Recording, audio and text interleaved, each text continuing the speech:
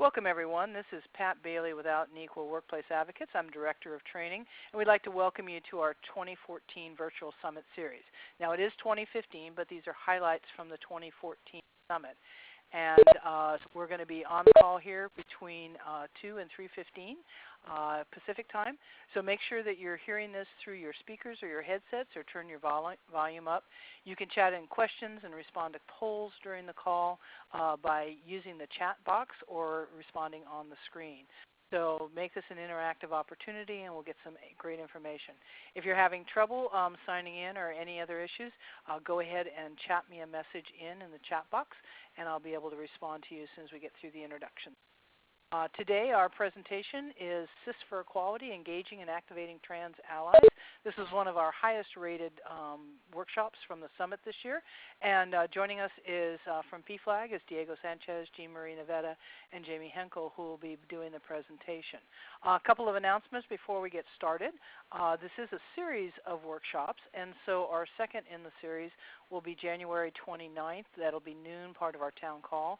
It'll be the Marsh McLellan companies are reporting on LGBT global mobility and the cost of inconsistency, a report they recently have done, and it's got some great information. And then we're going to continue through February with our virtual summit series with the Corporate Equality Index, looking at Pledge Week and jump-starting your ally program, and lots of other good information. We'll get those posted there. Coming up for the larger Out and Equal schedule, we do have our executive forum coming up March 24th through 26th. If you have an Out executive or emerging leader in your company who is LGBT, this is a great opportunity for them to attend and network and get a chance to see what executives are starting to do, and also help to develop those emerging leaders. That ends the week with Momentum is our gala here in San Francisco, and start planning already. Out and Equal 2015 Annual Summit is going to be October 5th through 8th in Dallas, and we'll be starting our request for proposals for workshops to let your company and ERGs know the end of February with our town call on February 26th. So with that, that's kind of all the announcements, and I'm going to turn all this over now, I think, to, let's see, I think, Diego, you're going to start. So there's your slide, and go ahead.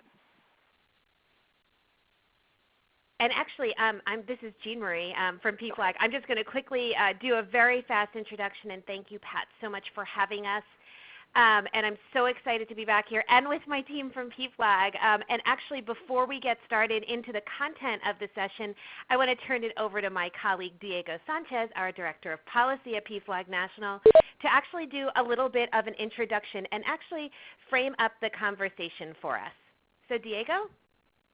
Thank you so much, Jean Marie, and thank you, Pat. We think about being cisgender and being trans allies to people such as myself. The really important thing is, first of all, for we who are trans or gender nonconforming, to be very grateful to you. So the framing of the work is basically that everyone tries when they're participating in something like this. The topic is more complex than a one-stop shopping or do one and be done. It's really, hopefully, for all of you, one in a series so that you can get better with practice in terms of how you can truly be active allies, both listening and talking, to support your trans companions and compatriots at work. Excellent. Diego, thank you so much, and I am very proud to say that I am a trans ally and very lucky to have been the beneficiary of so much that Diego has been willing to teach me. So let's talk about what we're going to cover today. So first of all, I'm going to give everyone a little bit of background on PFLAG's Straight for Equality project. For those of you who may not be familiar with our work. Also, we're going to go through some of the educational elements that we use when we are working in the corporate space with different organizations to create more trans allies and to help people just learn the basics, because we know there is a huge gap for many people in understanding and knowledge in this area. We also want to create a really safe space to discuss why some of our approaches were used, because there are many people doing outstanding work, and this is one of the ways to have this conversation. And then finally, we'll talk about some resources and tools available to support your objectives. When you see those little blue boxes, I'm actually going to give you a little bit of the behind the scenes when it comes to why we made some of the choices that we made. So for anyone who's not super familiar with us, it's very, very nice to meet you. So Straight for Equality is a neat little project of PFLAG National. We launched it in 2007 as the organization that truly is the original ally organization in the United States, and in some ways globally. What we saw were a lot of our allies that we are starting to see appear in the PFLAG network are no longer necessarily moms or dads or family members, the more traditional PFLAG member, but people who say, I've got a gay friend, a lesbian friend, a bi friend, a trans friend, and I want to do something. I want to be more engaged in this. And I think in the context of our workplaces, there are a boatload of people who fall into that category.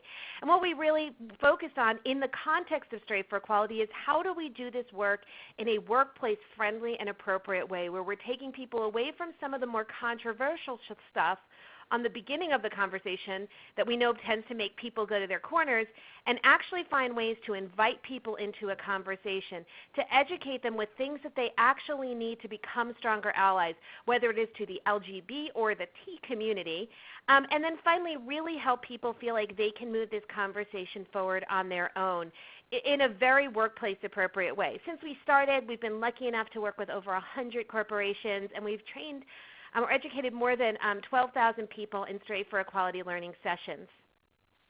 One of the dilemmas that we had at the beginning of developing the Straight for Equality project actually was looking at how allies were understood within the context of the LGBT movement. Because what we saw, and this was going back about 8 years now, was that many of the understandings of allies that were out there and the discussions and resources for allies out there were very much based on a checklist of things allies must do and must believe to be in order to be considered an ally. The shortest list we saw was 5 items. The longest list was 120 items. And what we realized is that this is not how we practice diversity and inclusion. And this is certainly not how we're going to bring people back into the conversation who maybe never saw themselves as possible allies. We needed to shift the way allies were really being understood. We needed to recognize that lots of different people can be allies, and that there's no checklist of things you must be or think to be an ally. And I think this is a really significant shift. So we kind of undefined allies, and we said rather than saying you must believe this or you must do this, there are characteristics of allies. And for those of you doing this work in your corporations and in your organizations, I encourage you to start thinking about allies this way. Thinking about allies as people who may not know everything yet, but are willing to learn more. Allies are people who may still be struggling with accepting or understanding some issues around LGBT inclusion, that they might have barriers, but they actually are willing to work on those. Allies find lots of ways to be supportive. Certainly, and I know I can say this for most of us, we'd like everybody to eventually join our network groups and our ERGs. But for some people, their acts of support may be incredibly powerful but much more private. So it helps us think differently and provide allies with lots of different options to be supportive, and really recognize that there's no one way to be an ally. We all get there at a different pace, and that's totally fine. One of the tools that we use when we're talking to people about allies is the Straight for Equality ally spectrum. And we talk about being an ally as a journey. That few people come to being an ally because they just wake up one morning and say, today is the day I am going to get over all of my stuff and I am going to love the next person who is LGBT who I meet. Usually it takes some time. And I think that sometimes we don't necessarily give people a lot of credit for the journey that it takes, or necessarily see this journey and recognize how we as advocates in the workplace can support them. So whether we have people who are, the new allies who might end up in one of the sessions that we are doing in our workplaces because maybe the diversity people told them they should go, or maybe someone dragged them along, we sometimes discount those kinds of people. We see them as not really there because it's not, to them, their issue quite yet. But I think that if we do a better job of putting ourselves out there to have these conversations, and specifically providing educational opportunities for potential allies, we can start moving people to the, I didn't get why we do this, but I kind of understand why it's still an issue. Or getting people to the place where they're willing to say the word transgender and not look around and feel nervous about it. Or maybe even want to go a little bit further and learn more about what it means to be a trans ally. And then we have those allies who are joining our network groups, and we know that they are out there in full force and doing spectacular work.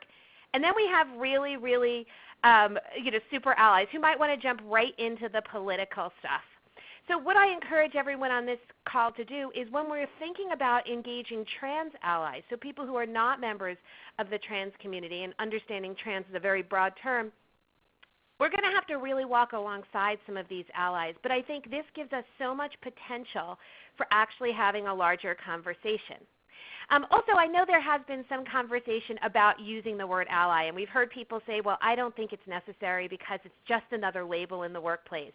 And as a philosophy major, I will tell you the opportunity to think about Kierkegaard's phrase that when you label me, you negate me, did pop up as we were taking on this challenge. But I actually think that we need to really celebrate the identity of being an ally. For example, as someone who happens to be gay, I am a trans ally, and I'm very proud of letting people know that I am a trans ally, because it is not a label for me, but a statement of my values, a statement that this is what matters to me, and this is what I am going to do to support my values. I think it's a great conversation starter. So whether you are talking about being maybe a straight ally or a trans, or for some of us we'll use the term cis or cisgender, we'll talk about that more, allies, I think that this is a conversation we really need to have rather than shut down and think about it sort of as a label. And I just want to give you one example of why making sure allies are out there and being known is so important. Just one quick statistic that for me really frames up the necessity of being very specific about who we are in the workplace. And it's this one. This one came out from HRC during the summer. They found this they did some really great research on workplaces across the U.S. and found some great news. 81% of people in workplaces who do not identify as LGBT say that no one should have to hide their sexual orientation or gender identity at work. And yet, what we are actually seeing is that while there's this great level of comfort,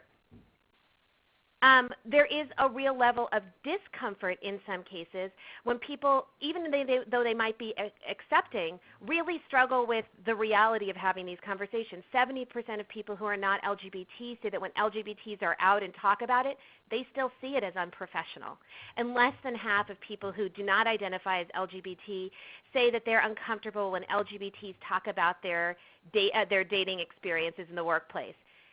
So what we know is there's a lot of progress that's being made, and much of this work that has happened is because of people like the people on the call today. You're doing this work, and yet we still have a lot of cultural change to create. And this is why it's important not only for LGBTs to be out when it is safe for them to do so, but to have allies out there initiating this conversation, because there's still a lot of work to do. There's a big gap for all of us between policy change, which is definitely happening, and law change, and culture change, which really means inclusion.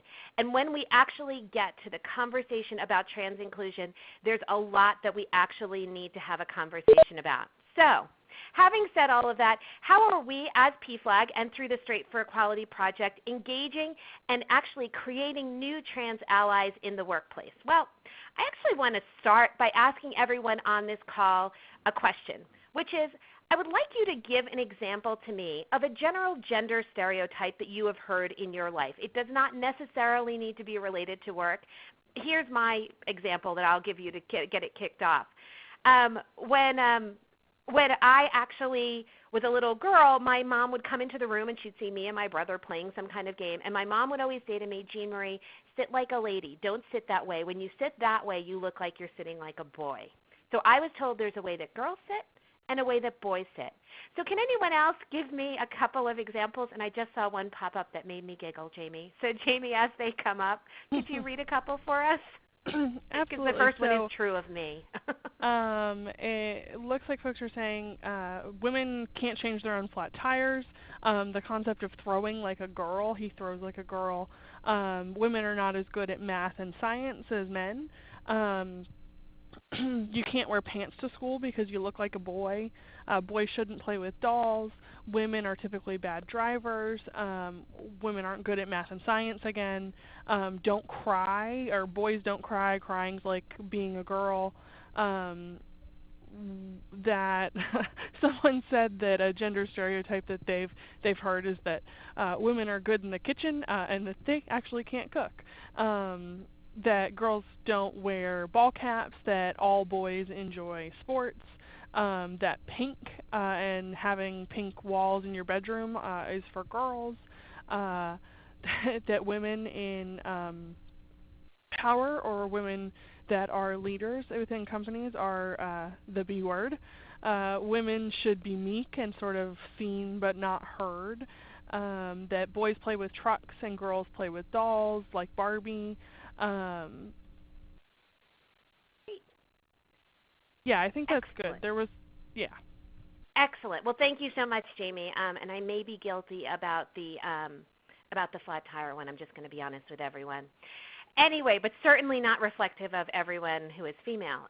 So I asked you for just a few examples, and in the span of just a few minutes, right away we saw that lots of people immediately could come up with gender stereotypes. And I think that this actually speaks to why when we begin the conversation about people who are trans, people are already struggling, because when it comes down to it, we as a society still are very entrenched in many cases in our own ideas about what men and women, and we only see men and women in most cases, should be and how they ought to look and behave, and sort of what the nature of being male and female is.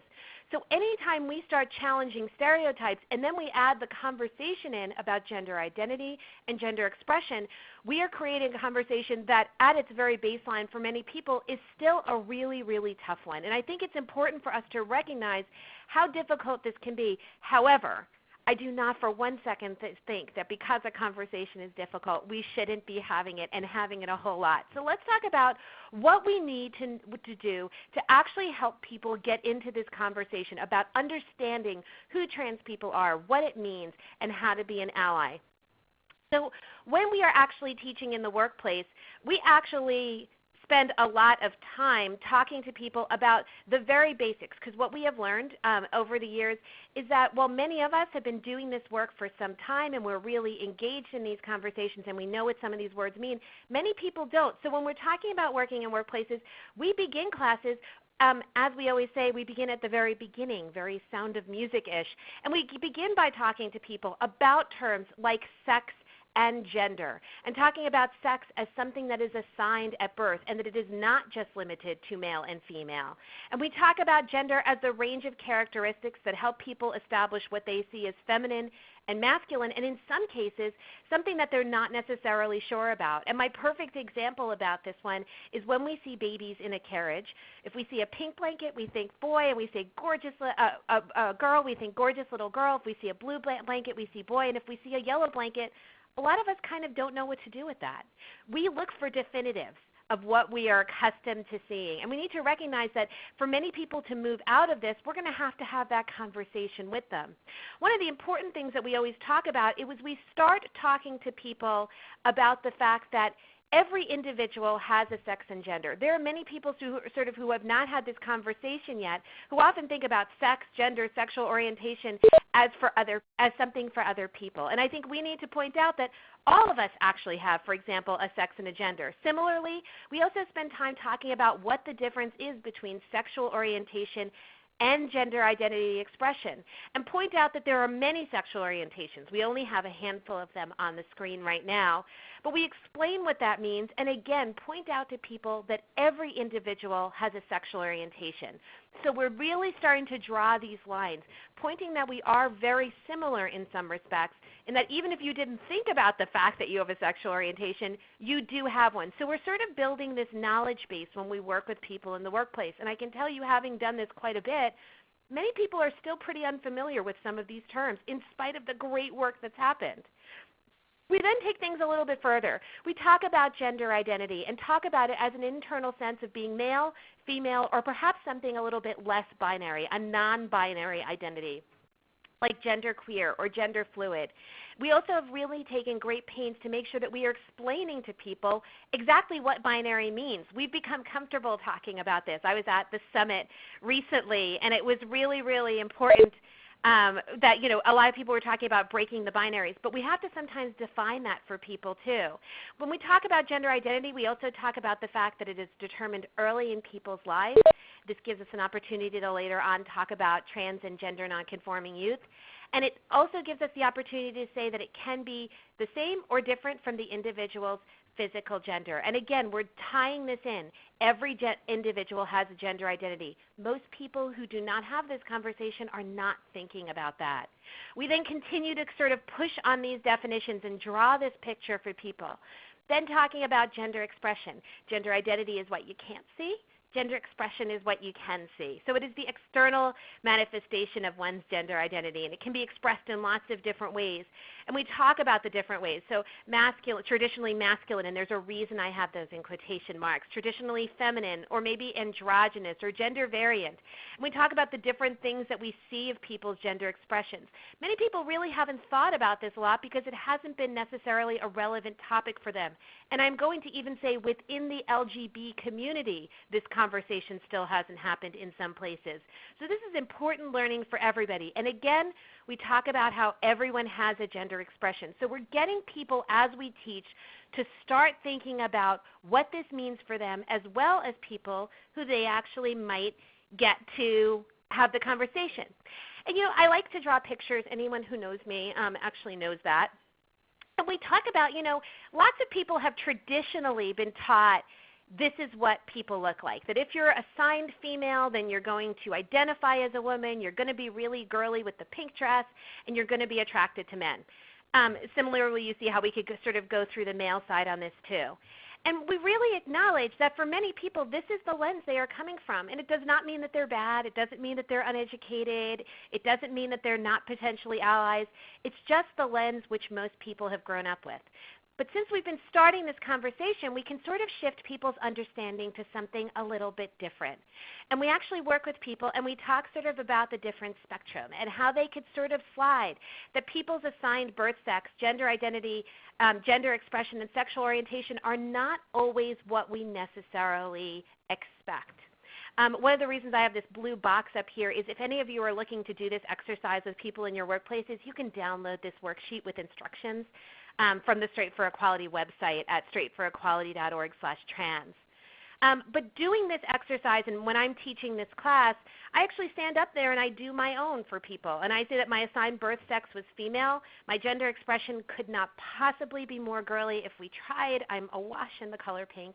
My gender identity has always been that of a female, of a woman, yet my sexual orientation is gay. I'm like a way on the end of the Kinsey scale at this point in my life. So while some people might expect certain things when they look at me, there are other things about me that are not necessarily expected. And this is a great exercise to do with people to really, really help them sort of understand how very variable and how very different things can be. And it shouldn't necessarily be what we assume. This is really powerful stuff for people who have really never been exposed to this conversation. So I want to ask everyone here another question, and I ask this question when I'm teaching a class, which is, what are some of the words that come to mind, or maybe that you've heard from other people, that have been used to describe transgender people? And I would encourage you to include the ones that were acceptable and those that weren't. And I know that this is a very uncomfortable thing for some of us to do. But I think it's really important for us to acknowledge that there have been many messages, including the terms that we have heard applied to people who are trans, that are part of people's consciousness and that are part of people's understanding of this already. And we're starting to see some of them come in. And we need to lay these things on the table because we're going to actually come back to this one. So Jamie, could you read a couple of things for us? Absolutely. We've had a couple people who have admitted that they don't like this word, but they've heard the term tranny, transgendered. Used in a negative way, the he, she, shim, it, she, man, that someone saying that something that they've heard is that people who are trans are mentally ill. The term she-male, butch, confused, freak, cross-dresser, female impersonator, trans man or trans woman, transvestite. And then there are some really positive words as well, like beautiful, resilient. Yeah, resilient. Trans man and trans woman are coming up again. And I think that is a reasonably good list. So let's keep moving. Thank you. And I appreciate everyone who actually did this exercise, because it's very hard to sometimes concede these things. But I think we need to also recognize, as people who look to build inclusion in our workplaces, that we are up against some very real barriers and some stereotypes and some misinformation and sometimes things that are outright really not nice. And I'm being incredibly judicious when I say not nice. So putting those things on the table and saying to people, all right, we're going to talk about these words, actually goes a long way. So at this point, we actually talk to people, all right, so let's talk about what transgender means in a very, very broad sense. And it's important that we acknowledge that this is an ever-evolving conversation, that how I explain transgender today may in fact not be how I'm explaining it 2 days from now, because we might sort of shift our understanding a little bit more. But at its core, we are generally talking about people who have a gender identity that is different from the sex that was assigned to them. And again, we have that opportunity to reinforce the language, assigned sex at birth. So we have a woman who is transgender, a person who is assigned male but identifies as female, a man who is transgender, a person who is assigned female but identifies as male, and then we have lots of other identities that fall within this. We'll talk in just 1 second about it. And we also do really emphasize, and I think this is critical right now, as we start to have more trans visibility in the media, and often the visibility that we are seeing are people who actually have in fact had hormonal or surgical changes to their bodies, which is fantastic that we're getting this visibility, but it's important for us to reinforce that that is not a requirement of being trans. And that absolutely we really, really need to make sure that people understand that even if somebody chooses or is not able to in many cases make any sort of medical changes, they are not less trans. We also raised the conversation about what cisgender means. We intentionally named this session Cis for Equality because there are a lot of people who are kind of learning this term. So cis is a term that some of us are using. So it's a Latin-derived prefix meaning on the side of. I honestly can tell you that is all I remember from Latin. And it's often described to use people who identify with the sex that was assigned to them at birth. So I am a cisgender woman. I was assigned female at birth. I identify as a female.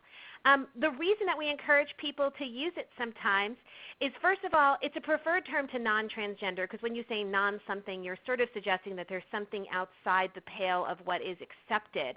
And I think that that's sort of an unintentionally negative example. It also creates a phenomenal learning moment. I was actually doing a panel on trans issues recently, and somebody who was on the panel said to me, I'm actually not familiar with the term. And it was a great opportunity for me to actually explain.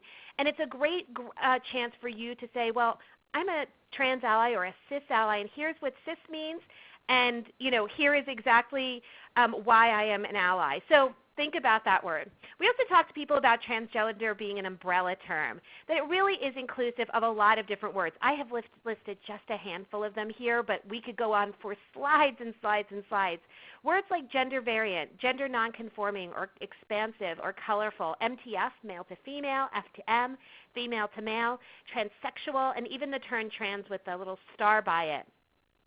One of the reasons that we actually bring this up with people is because so many of these terms are now being used, and people are starting to hear these terms, and especially when we talk about gender nonconforming or expansive or colorful youth, these are words that people are starting to get, and it's important that we're giving some context. I just saw somebody on the chat said, my kid likes gender queer or GSM, gender asexual minority, or gender interesting. So everyone here, it seems, has heard these terms. It's important for us to explain this is part of this conversation.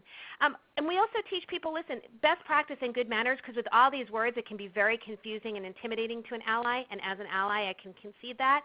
A great thing is if somebody identifies as trans or somewhere on that spectrum, it's okay to say, what term do you use to define yourself, or would you like me to use when I am talking to you or talking about you, respectfully, of course.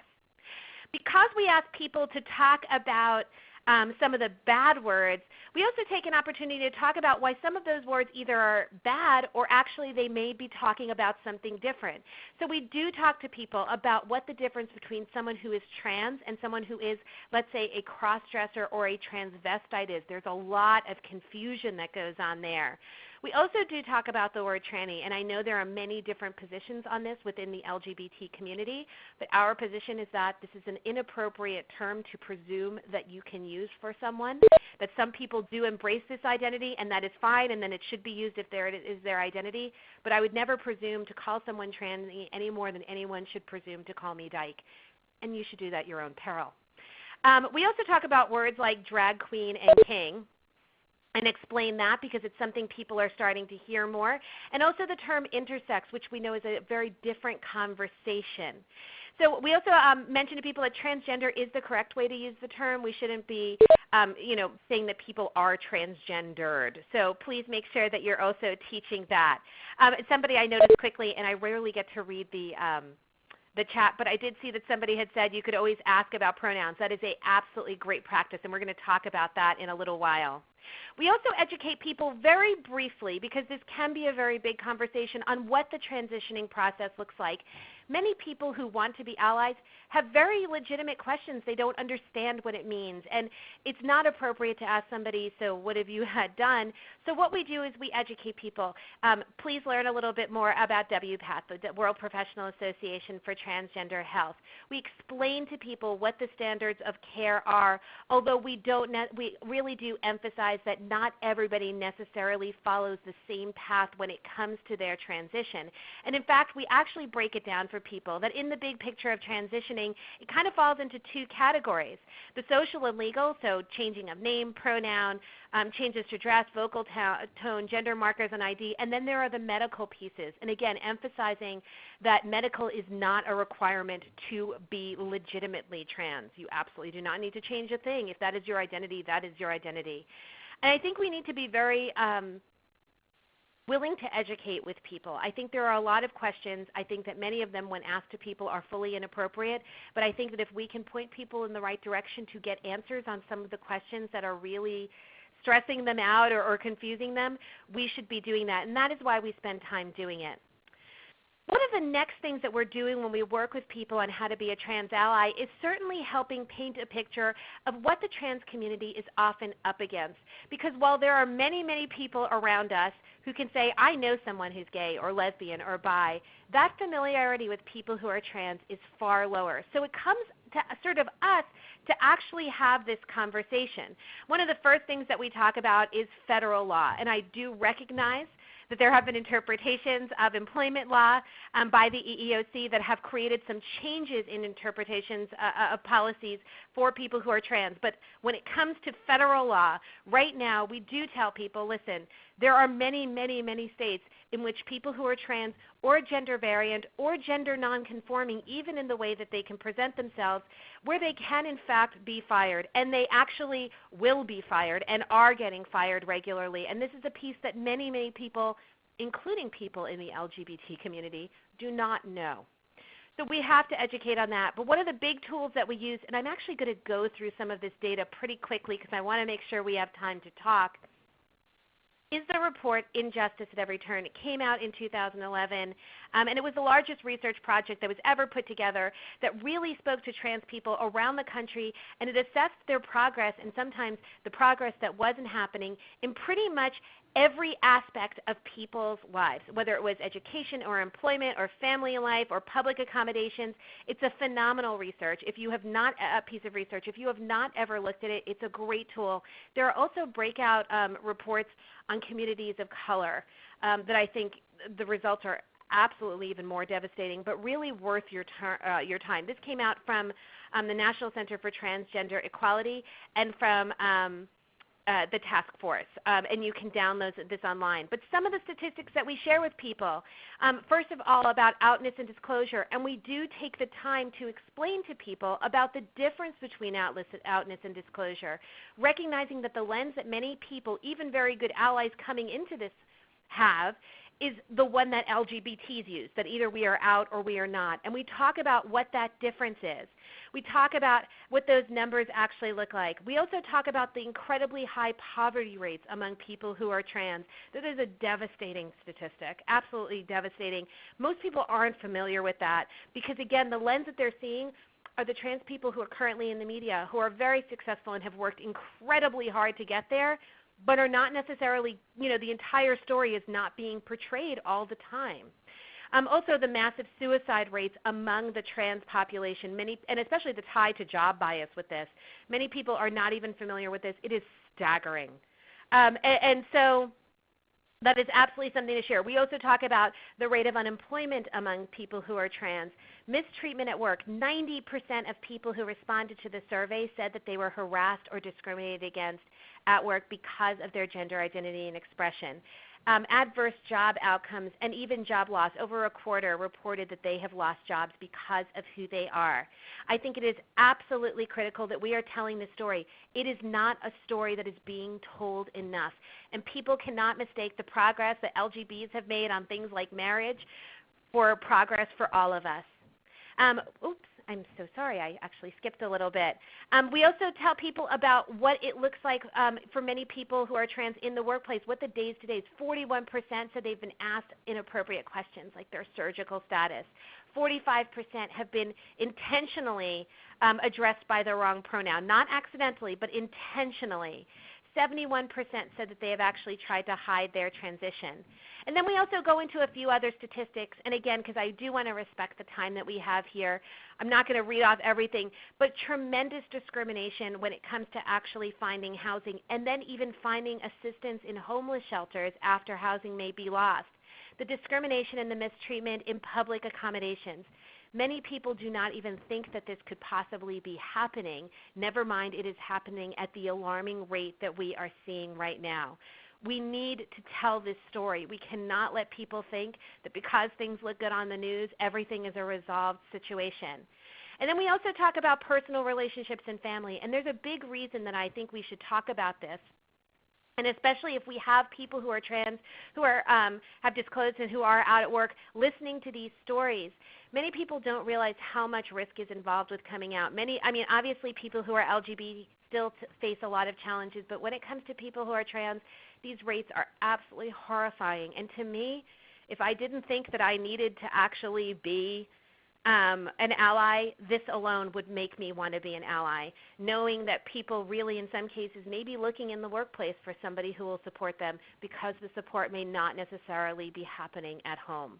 We have got to tell these stories, and we have got to, when we have trans people in our workplace who are willing to tell these stories and make it very real, give them the space to do it. We must do a better job than we have been doing. It's not good enough that I'm more comfortable at work. Everyone needs to be comfortable at work. We always give the PS, which is this. We know that when people are able to complete their transition successfully at work, they are happier at work, their job performance is improving, and it's a win-win. Individuals are happy and secure and comfortable, and organizations get to keep the phenomenal talent that is often being lost because situations have not changed. We certainly know that corporate America has very much led the fight in many cases in terms of creating policies and practices that are in fact inclusive of people who are trans. We've seen huge progress on the Corporate Equality Index, particularly this year. You can see the statistics. I will point out it's two-thirds of Fortune 500 organizations do have comprehensive health care. I think the Fortune 500, frankly, needs to do a whole lot better on that. Two-thirds still means we have a lot of way to go, and 290 organizations on the CEI have implemented guidelines to transitions. We need to have more organizations. If we know that way more than that are being measured on the CEI, we need to see more people creating those policies, and there are tons of resources out there that can help. I don't know how to do it is no longer a good reason. Meanwhile, we also know that that support for trans equality is in fact widespread. This research came out about a year and a half ago, or actually rather 2 years ago, and what we're seeing is that support for people who are trans actually is pretty up there, especially across a lot of different demographics, including people's politics and including people's religion.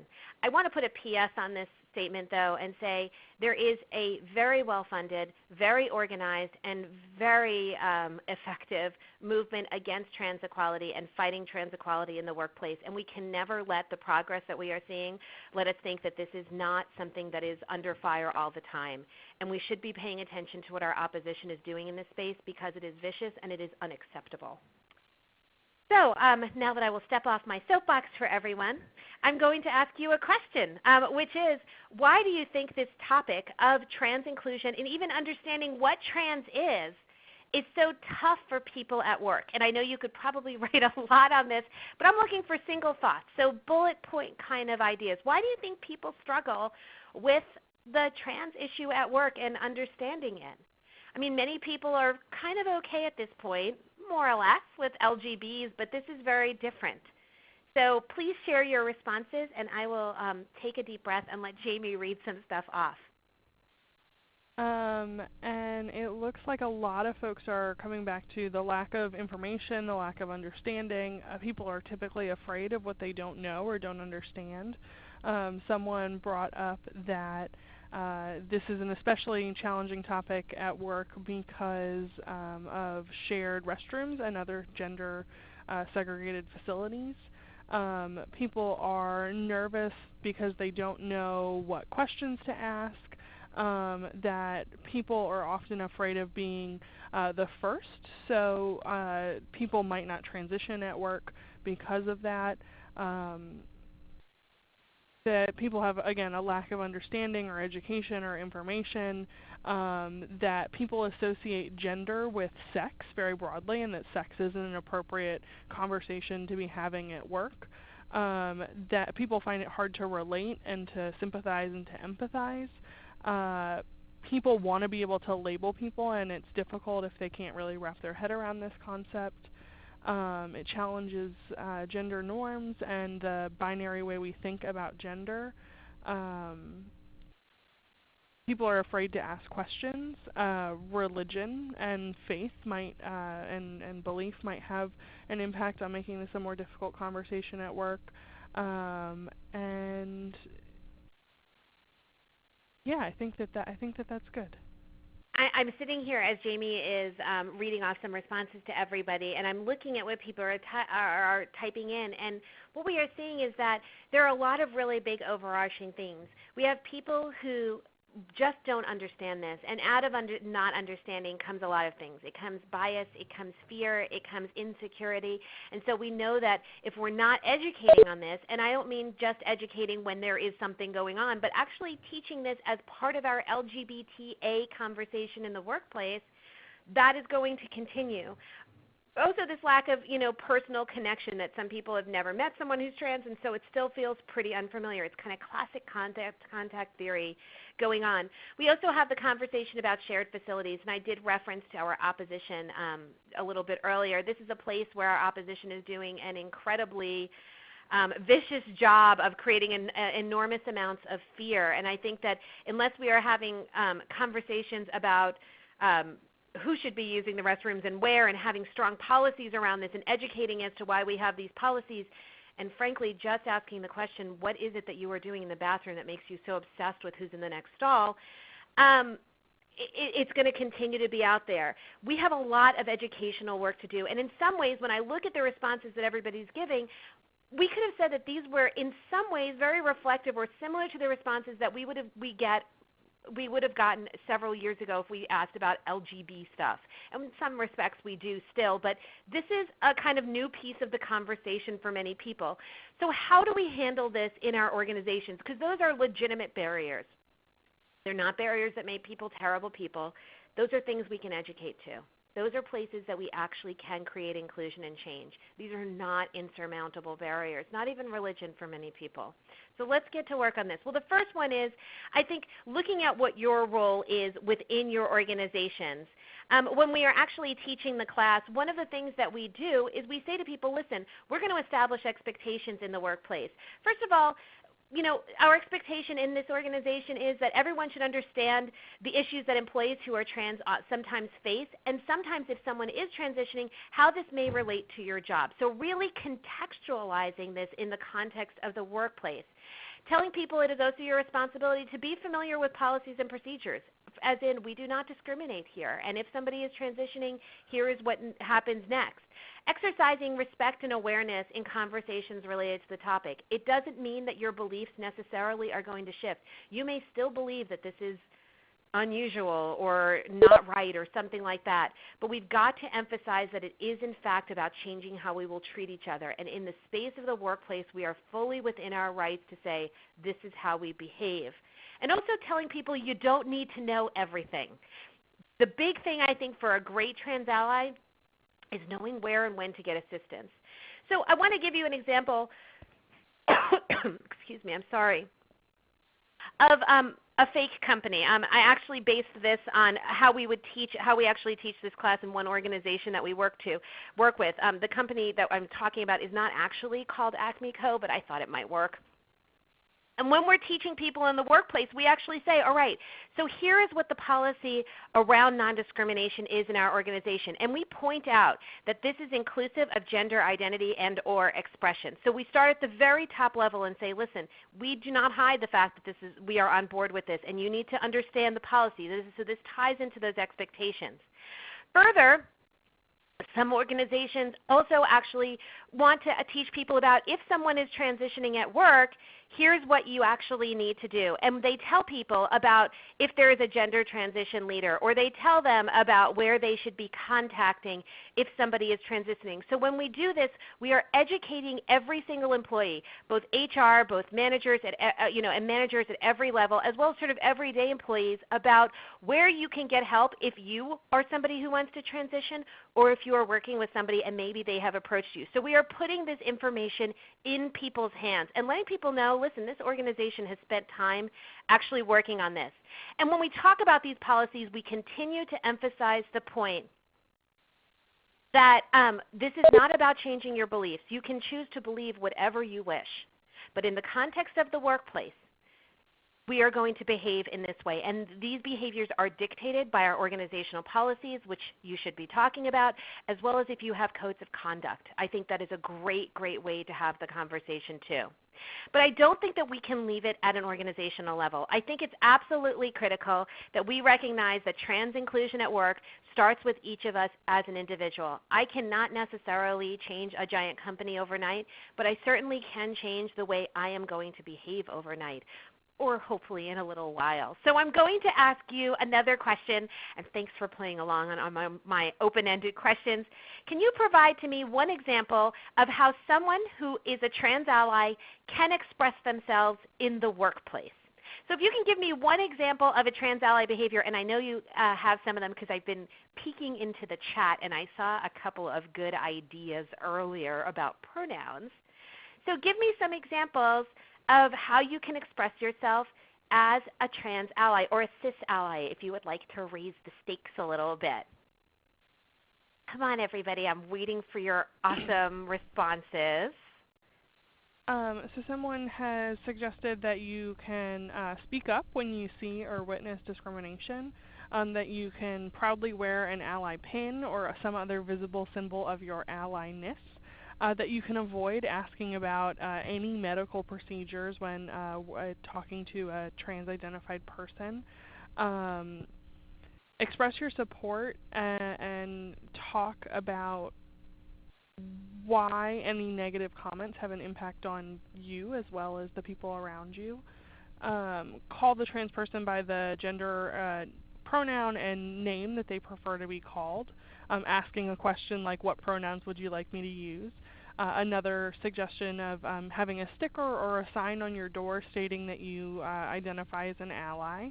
That you could be sure to mention it during conversations about creating safe space and a safe work environment. Talk about the show Transparent and use other sort of cultural clues to indicate your support. Participate in your company's diversity network. Gently correct misconceptions or misused language, like if somebody's using the wrong word to describe someone or something that they're talking about. really focus on the little things that people do that can make other people feel welcome and accepted and included. And learn more, definitely, and provide opportunities for folks to get educated. So you could do something like host a lunch and learn, post educational information on the corporate website or intranet. Great. I think that's a good list. Excellent, excellent. Well, I saw 24 responses came in, so thank you everybody who participated, 25 now. So there are so many ways that we can express ourselves as trans allies, and I think we need to, when we are educating other people, all of the ideas that you had out there were absolutely spectacular. The show Transparent, I was actually teaching a class last week, and somebody brought it up, and my class went a little bit off track because we ended up in a whole side discussion about how we had been talking about it in the different places that we work, and it was kind of great. I think there are lots of great hooks out there and lots of different ways to get these conversations started. But I think we need to be very intentional about providing people with ways to be allies that sort of match up with where they are on that ally journey. So remember I showed like the little ally spectrum earlier? Well, think about if somebody's a little bit earlier, beginning on their journey, they may need some of the more quiet stuff, the more personal stuff, but we need to kind of ramp it up. So yes on everything that everyone suggested, but I'm going to throw out a few more things. So first of all, I think that it's about helping people start to think differently. Talk to people about accepting people, about learning how to accept that people have the right to define their own gender regardless of biological sex. So we need to let go of boys ought to be doing this and girls ought to be doing this. It's time to start breaking out of that. And I think some exercises that we do sometimes, like for example mapping ourselves out on the different chart with identity and orientation and stuff, helps people see how even those of us who seem think we're pretty average and not even in this actually have kind of departed from the binaries. Respecting people's gender identification and teaching people, if you're not sure, ask a person how they identify and what pronoun they would prefer. I know that a lot of people who do meetings now, and we kind of love doing this, is when we start trainings or when we start meetings, we ask people, when you say hello and introduce yourself, let us know what pronoun, or put it on your little card, or put it on your name tag. It's a great way to proactively bring this up. And even if there is not someone who is trans-identified in the space, it's an opportunity for somebody to say, well, why are you doing that? And there's your opportunity to do some education.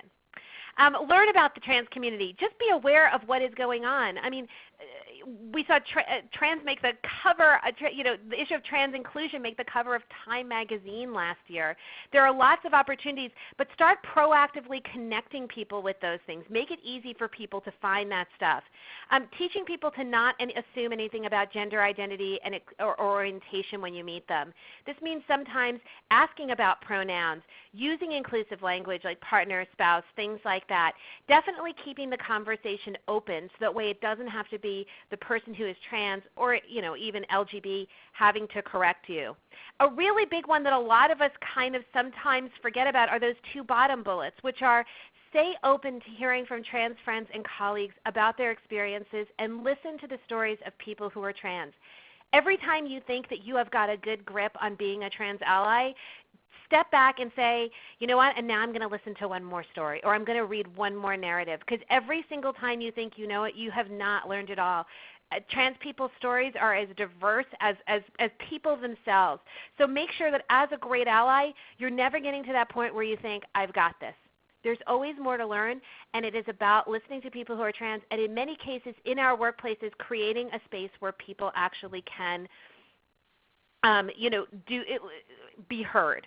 The next thing is actually helping people act differently. So make sure, obviously, respecting names and gender pronouns. Like somebody on the chat just said PGPs, preferred gender pronouns. So making sure that when people actually identify themselves and prefer that you are following along. And be compassionate for when mistakes happen. They will happen, but it should not be an intentional, sustained mistake that's happening. Even though sometimes maybe it feels like you've got to explain something, being conscious of never saying things like when such and such used to be, a gender that they're no longer presenting themselves at.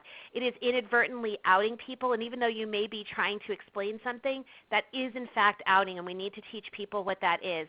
Obviously, somebody just called it dead names.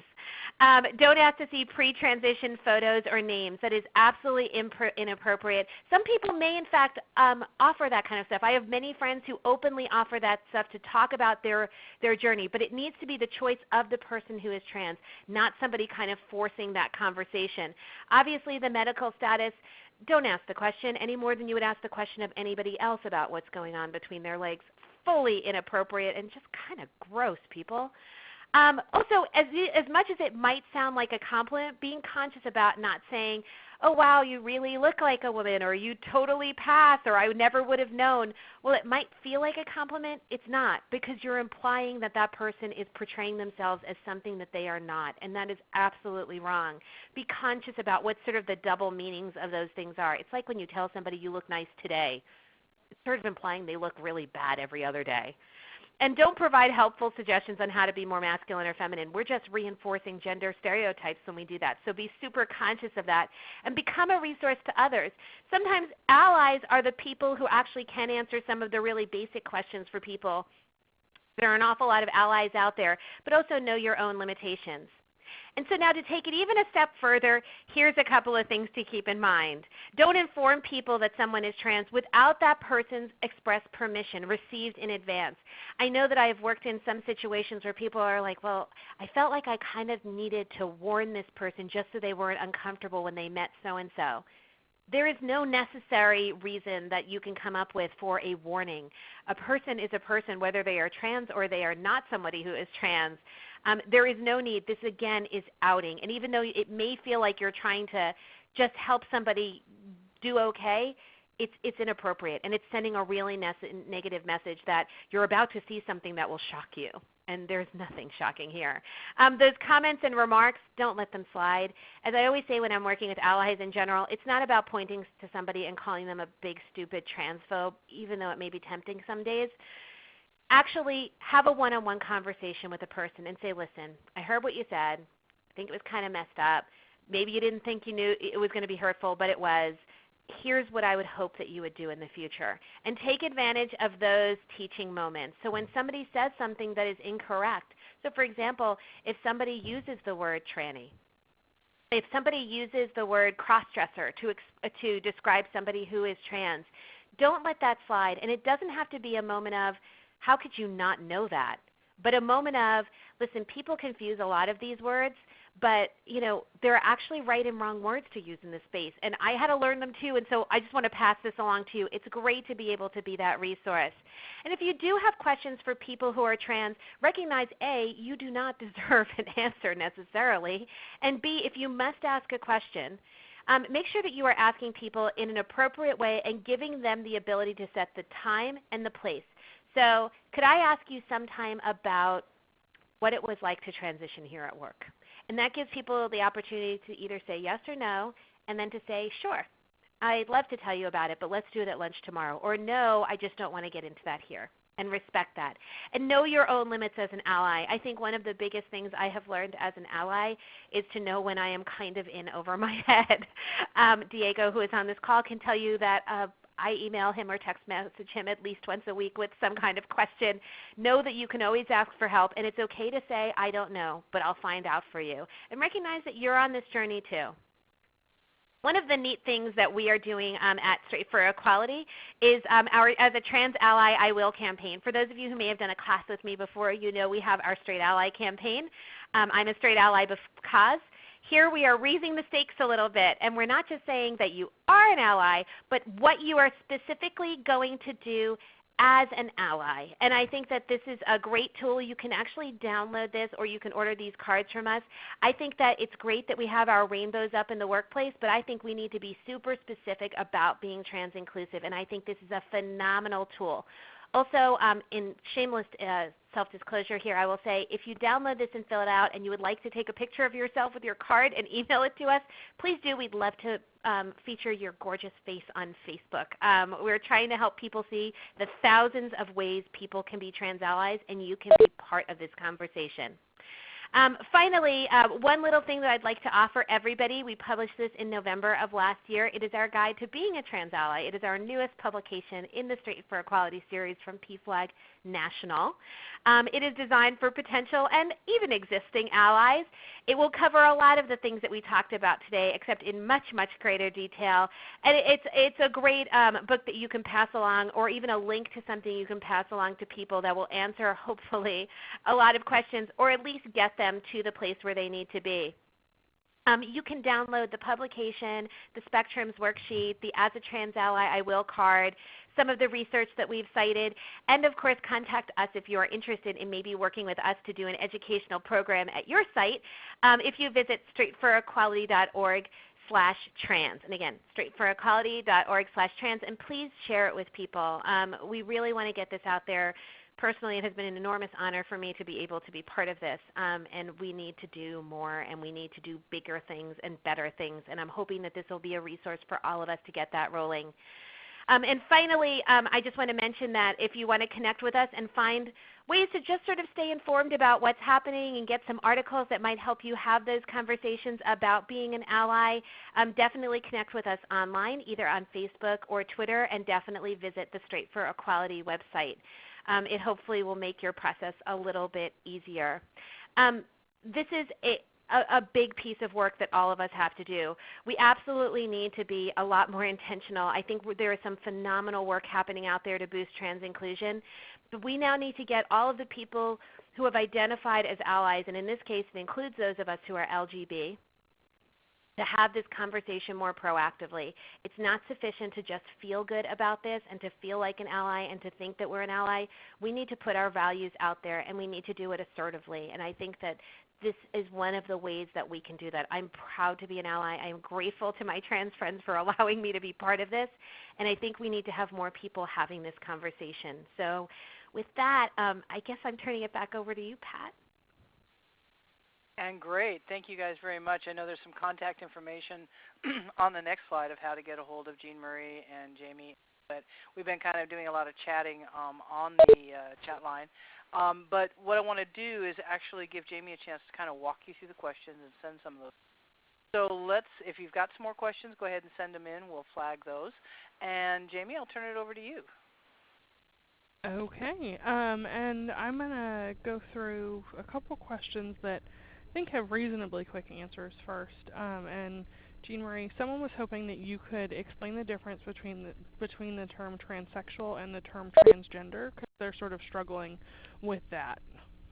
Yes, and this, I think, is a conversation that has certainly changed a lot. I'll be honest with you, I used to work in communications, and when I first sort of came up through the ranks, I was taught that the word transsexual was absolutely off the table, that it was actually kind of a bad word, and I was really afraid of the word. And I met my colleague Diego, who identifies as transsexual, who then kind of schooled me. And a perfect example of why you absolutely need to listen to people who are trans and also recognize this conversation is changing. Transgender tends to be the larger umbrella term, referring to people who identify differently than what they were than they were assigned at birth. Transsexual tends to refer much more specifically to people who actually have had medical procedures and medical treatments to assist with their transition. And Diego, if I got anything wrong there, please fix it for me now. Sure, I would only add that people who identify as transsexual, whether they've had any surgery or intervention or not, generally are people who are what you would consider to be binary. So someone would say, I'm a transsexual man or I'm a transsexual woman, regardless of whether they've had any surgery or hormone intervention. But it's usually, it's like everybody else. There are 40 ways to spell Stephanie, and there are 40 people, each of them spell it that way. So asking is the surest way. But usually, the way that I describe it is, as you said, Jean Marie, transgender is the umbrella term. There are times, however, when people who identify as transsexual would prefer to be out in the rain. Okay. Thank you, Diego. Jamie? And then the next question actually came more from a comment, but I think is a really useful piece of information for everybody. And I'm hoping that you can talk a little bit about the difference between coming out and disclosure. Actually, I would love to turn that one over to Diego because I think he has such an excellent explanation of it. Diego, would you be good with answering that one? Sure, I'd be glad to. Because you taught me everything I know, so let you talk about it. Sure, and I'll do it quickly. I won't bore anyone. Coming out is a term that was generally used by, and still is used by, and created for gay or lesbian or maybe bisexual people, but definitely gay and lesbian people. And it has to do with coming out as if here's something you didn't know, and then now I'm going to tell you this, but it's something that I don't necessarily have to tell you. A disclosure is generally something that is an internal truth for someone from an early age, and they are disclosing it. They are telling it, but it's something that has always been true. It's not something generally that you find that people begin to recognize that they identify as trans or even GNC, as gender variant or gender creative or gender expansive. But disclosing is a term that I use and that many trans people use because it is something that is nearly innate to us, something we've held on to, but something we are now disclosing. Coming out is a process about presenting. It focuses on the world. I'm coming out to the world. Disclosure is very centric to self. I'm disclosing who I am, and the world may or may not be party to that. Thank you, Diego. Jamie? So, and this is a much broader question than those two pretty specific ones. But someone at the start of today's session asked if you had any suggestions for engaging allies in the offices of their company where there are international ERG chapters, because they've found that in some parts of the world that the word ally has a negative connotation. So if you have any suggestions or information or resources that might be helpful for them as they try to do that work abroad, they would appreciate it. Yes, I think that the rule that we always need to practice is being very sensitive, and not just sensitive, but absolutely responsive to what the needs and sort of the culture is in other places where we are working. Having worked with some people in Western Europe, I know that when the word ally comes up, the immediate reaction that I hear from people is, oh, wait, my context is war. And so it's a much more aggressive term for some people. I think that it's really important that as we do this work, recognize that there is no one-size-fits-all. Just because the U.S. has been massively successful in launching and sustaining ally programs does not necessarily mean that when we take this, for example, to Asia, that everyone is necessarily going to use that term. And I think we'll see other terms being suggested, such as a friend or a supporter or something like that. And we need to be open to the possibility that those terms may need to be used. My first course of action is saying to people, can you explain to me where your challenges with ally are? Please give me some context for this. See if there's any chance we can kind of work through that and actually still use the word if at all possible, but at every single point be ready to say, all right, this probably is not going to be the best one. What would you suggest that we actually use? And I think that that is the path we need to use. It is not appropriate for us as people who have initiated much of this work in the U.S. to go to other places and say, well, this is how we're going to roll. Although how we're going to roll probably isn't a professional phrase, but you know what I mean. And I am going to use this time to remind folks that if they have any other questions, now would be the time to submit them and do a little bit of housekeeping. Somebody asked when you were talking about injustice at every turn whether or not that we knew if that research was going to be updated anytime soon. And Diego has actually let me know that the National Center for Transgender Equality is planning to re-release and update that information this year, so be on the lookout for that. And we have gotten a couple questions about downloading the presentation, whether slides will be available, and that sort of thing. And wanting to let everybody know that while PFLAG National does not make slides available, that today's session has been recorded, and I'm hopefully going to turn it over to Pat for just a second to let everybody know where that information will be housed and when they can expect it. Definitely, Jamie. And what's really great about our system is it's really easy to edit, and you should be getting a follow-up email from the Virtual Summit webinar in the next day or so. And on that, in the far right column, will be a link to the recording that you'll be able to take a look at and be able to review this or share this with other folks.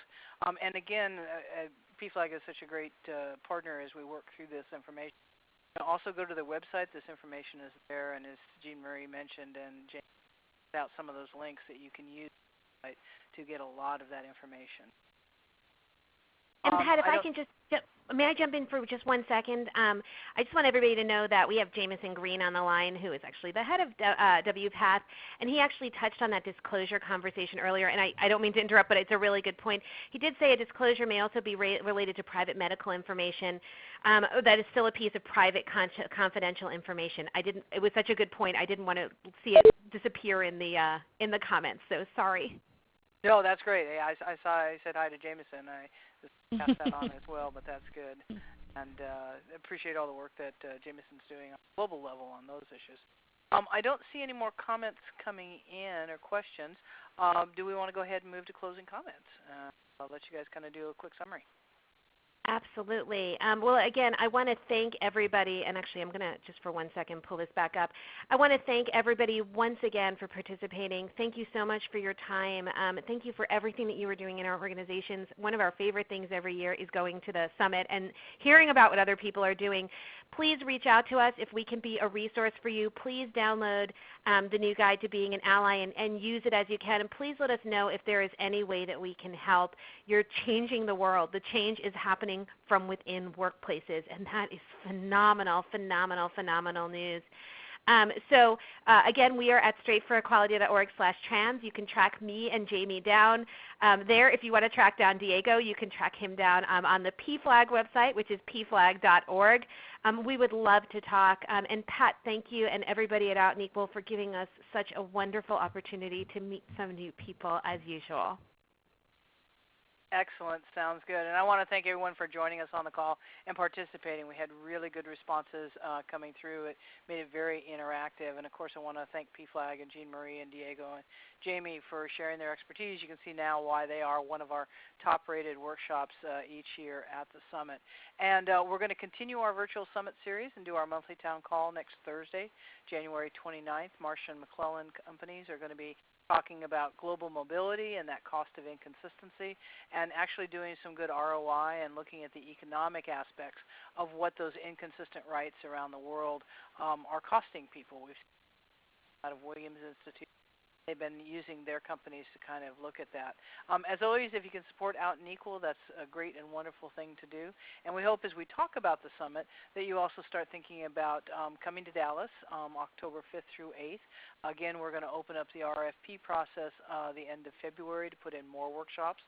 This gives you a good example of what kind of quality you look at. And this goes on all day for 3 days, plus we have intensive day-long sessions on the Monday, which will be October 5th.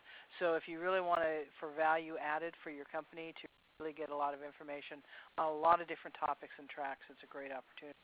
So again, I want to thank all of you for joining us today, and we'll go ahead and end this session, and we'll see you hopefully next Thursday and through the rest of our series. So thanks so much.